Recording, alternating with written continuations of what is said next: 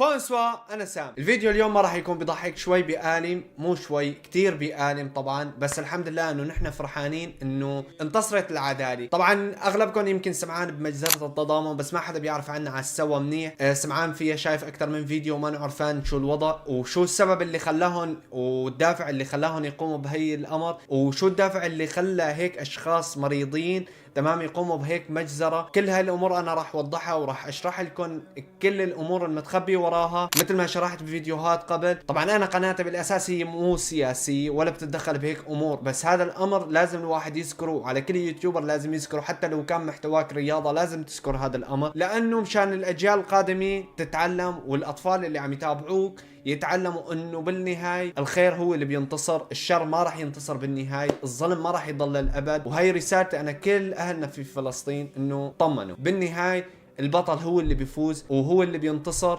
والحق هو اللي بينتصر، والعدالة بترجع لأهلها. لا تفقد بأملك بالله، مثل ما صار هلق هالكم يوم. هلق عم يضبوا الاشخاص اللي كانوا مرتكبين المجزرة تبع التضامن. طبعا هني جابوا اكثر من شخص، طبعا في 9 اشخاص ما مسكوهم، بس كلياتهم باذن الله راح يجوا.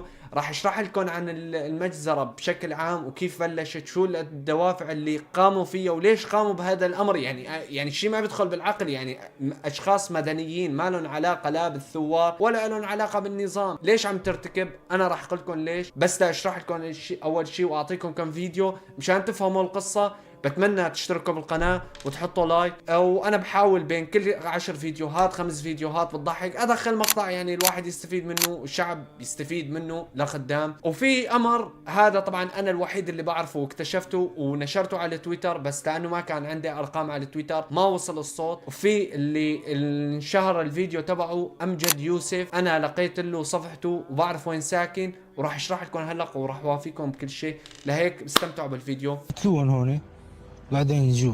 فيديو امجد يوسف اللي انتشر، ايه تذكرته؟ ايه شفته. نفس الطريقة؟ ايه نفس الطريقة. كل المجازر؟ لا مو كله، شو غيرها كيف يكون؟ كانوا يجيبوا عسكريين من الافرع والمدنية؟ والمدنيين ونفس طريقة القتل؟ بالرصاص او شو. يعني تصفية ميدانية ايه للكل. هوني مربطين على الجورة، نعم، بعد ما يقتلوا كلياتهم تتفجر البنية. هذا الحكي هيك صح؟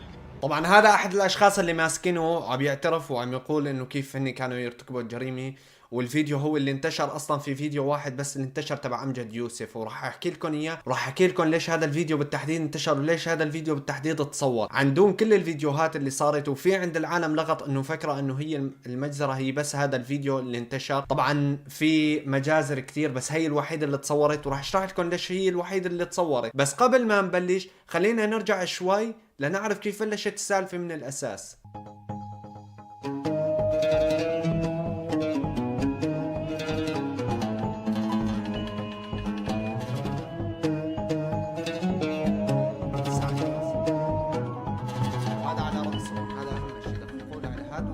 هذا امجد يوسف، فاصوليا، هذا امجد يوسف.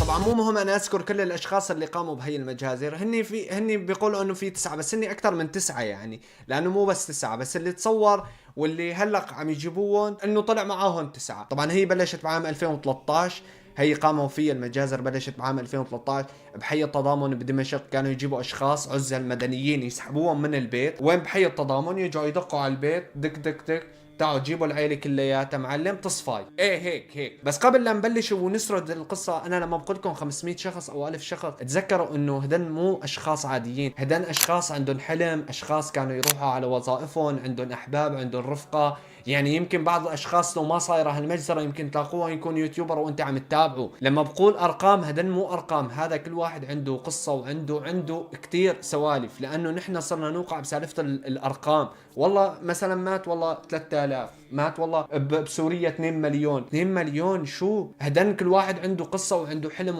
وعنده ألف سالفة. هاي لما صارت هاي المجازر كانوا يجيبوا الأشخاص مدنيين. راح تقلي كيف مدنيين هيك عاديين بيجيبوهم بيشيلون؟ ايه حبيبي بيجيبوهم وبيشيلوهم. الأمر كان طائفة بحت مشان ما حدا يفوت ويناقش. الأمر كان طائفة بحت، هي كان أي إنسان من الطائفة السنية يجيبوه معلم لا على التعيين أنت عامل مانك عامل، بس كان في تركيز على قسمين من الأشخاص السنة كانوا يركزوا على الفلسطينيين.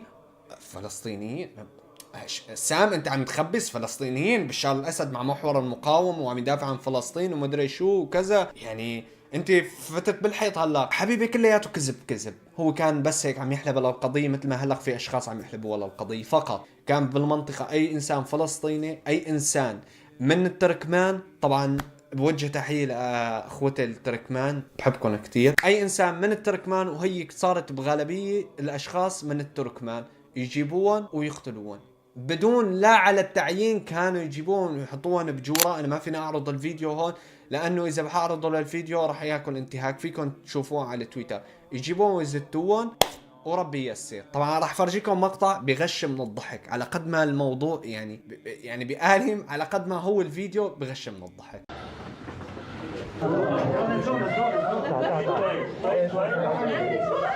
بعد عندي ضربوية بعد انزلوا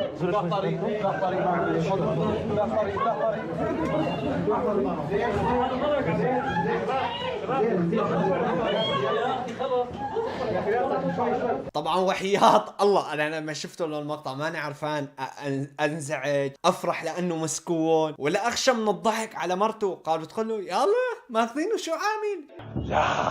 شو عامل؟ يا الله شو عامل؟ راح اقول لكم شو عامل. ابنها هاي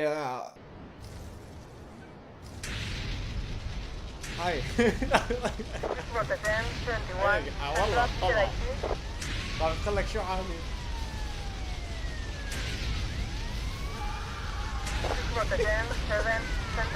والله العظيم انا ماني عرفان اضحك ولا قال لك ابنه شو عامل او جوزي شو عامل. هذا ابنه معلم بحي التضامن كل نهار تفجير ومعلم جايب له 500 شخص الله يرحمهم يا رب. معلم كل ما شاف مدني معلم زته بالحفرة واطلق عليه كل ما شاف. وراح فرجيكم فيديو لقطوه بجوال احد الممسوكين شو كان يساووا بالبناية بعد ما يعني يجيبوا يحفروا تمام، يحفروا الجورة ويحطوا فيها البشر ويقتلوهم مشان يغطوا على جرائمهم. يجيبوا البناية كلياتها يفجروها.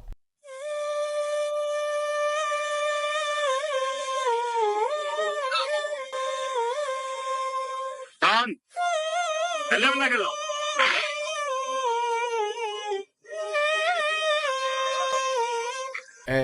خالته لما بتشوف الفيديو عرفتي ابنك او جوزك شو عامل؟ هذا اللي عامل. يجيبوا بعد ما يعملوا المجزرة تبعهم يلغموا البناية ويهبطوها مشان تختفي الأدلة. شوف سبحان الله، شوف سبحان الله. لك ما بتأمنوا بالله؟ يعني ما بتعرفوا انتم بالنهاية البطل بيفوز؟ البطل ما انكم تابعين افلام، ما انكم تابعين مسلسلات انه بالنهاية البطل بيموت؟ قال بتخلي شو عامل؟ تعال نشوف شو عامل. واحد تقريبا.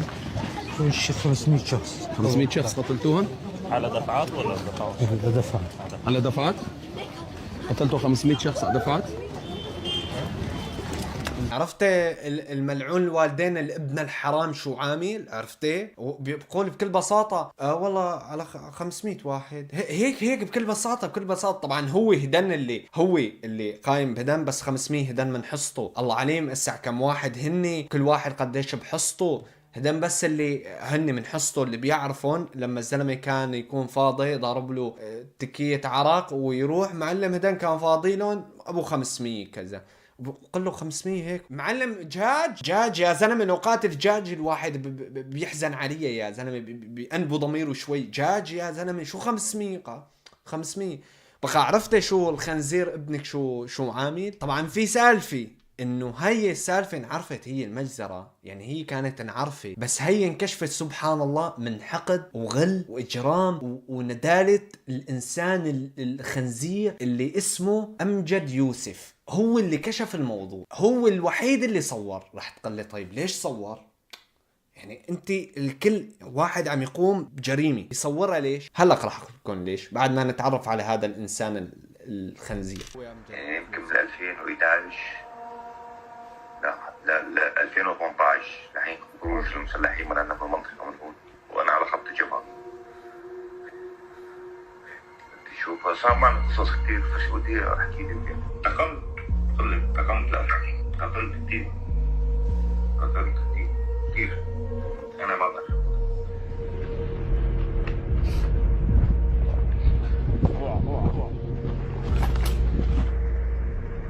طبعا انت راح تخلي من شو انتقم هذا الخنزير. انا راح اخلك ليش انتقم وليش هو الجحش صور فيديو واثبت على حاله. طبعا الفيديو هو ليش كان عم يصوره؟ كان عم يصوره مشان يروح يفرجيه لرحم امه النجس اللي خلف هيك اوبي نجسي، مشان يفرجيها لامه، يفرجيها لرفقاته، يفرجيها للحاشية تبعه الوسخة. طيب من شو انتقم؟ راح اقول لكم من شو انتقم. انتقم لروح هذا الروح النجسي اللي فطست بداية الاحداث لاخوه، انتقم له. بقى كيف بده يشفي غليل والانتقام؟ طبعا هذا الامر اللي هو قايم فيه هذا يمكن لا امر النظام ولا شيء. هلا هو الكادر تبع النظام بقول لهم يعملوا هذا الامور، بس هذا الزلمه عمله لامر شخصي. وراح اثبت لكم هلا بفيديو هو عم يقول انه كل شيء عملناه نحن عملناه لمصالح شخصيه. يعني هو الزلمه عمل بكل هالمجزره وصوره من كثر ما انه جحش وغبي ومجرم، صوره مشان يفرجيها لامه، لانه هن عندهم كلياتهم هيك سبحان الله عقليتهم. يعني حتى الوالده تبعهم روحها نجسي، بقى كلياتهم نفس السيستم. صور الفيديو مشان شو؟ مشان يشارك يفرجيها لامه انه ها انا انتقمت لخيي لهالروح النجسي. عرفتوا كيف؟ انتقم، قتل فوق 500 شخص بس مشان هالروح النجسي. طبعا هو اللي هدن اللي هو قتل. طبعا راح تقلي انت وين اختفى هذا وين صار وين صفت ايامه. راح اقلك بما انه انا تحريت هذا الامر، يعني انا الوحيد اللي كشفته وتحريت عليه، وان شاء الله حدا يشوفه من الدولة ومن المعنيين ويوصل صوته للمعنيين ويلاحقوا هذا الحساب وبهذا الاسم المستعار وين هو متواجد هون. طبعا هذا هو اسمه المستعار، هو اوسكار كريستيانن، تمام؟ وساكن وين؟ بالنرويج. هذا حسابه على الفيسبوك، ما بعرف يمكن حذفه لانه في واحد جحش كاتب له معلق له والله ولقيناك. ليش عم تكتب له والله ولقيناك يا حيوان؟ جاي عم تفزعه يعني؟ اتركه خليه نايم ومطمن انه ما حدا بيعرفه مشان يلقطه.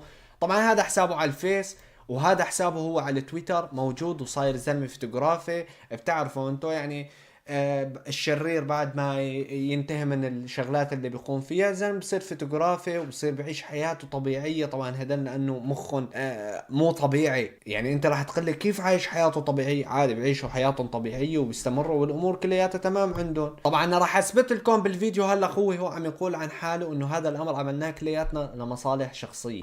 انا معهم بال 2011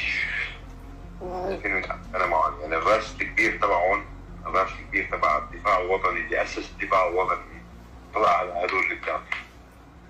مو الكل سيء، فبس 3/4 فينا نقول 3/4 يعني بنسبة 95% منه سيئين. شو ما اشتغلوا مع البلد لصالح البلد ولا لصالح اي شيء، اشتغلوا لصالح الشيء، اشتغلوا لمصالحهم الشخصية. طبعا أنا وطن وأنا بطيخ وأنا قائد شحاطة. اشتغلوا لمصالحهم الشخصية، يعني كل شيء عملوه كل الإجرام اللي عملوه نابع من حقد يعني غريزي وعقيدي عم يقوموا بهذا الأمر. بقى ما بعرف كيف كنتوا تتخيلوا. الله يرحم الشهداء ويصبر أهلهم وينتقم من هاي الأشكال، وإن شاء الله قريبا بينمسكوا كلياتهم. بتمنى تنشاركوا الفيديو وينتشر بأوسع نطاق حتى ينمسكوا كلياتهم، نفرح بمسكتهم كلياتهم ويرتاحوا الشهداء بالتراب من هاي الاشكال. وتشاركوا هذا الفيديو ليوصل للكل ويوصل للدولة، بلكي بيحسنوا يمسكوه ويمسكوا البقايا، وان شاء الله هني راح يمسكوهم كلياتهم ونخلص منهم. والله يرحم الشهداء. طبعا هذا كان الفيديو اليوم، بتمنى تشاركوه. نراكم في فيديو اخر. سي يو.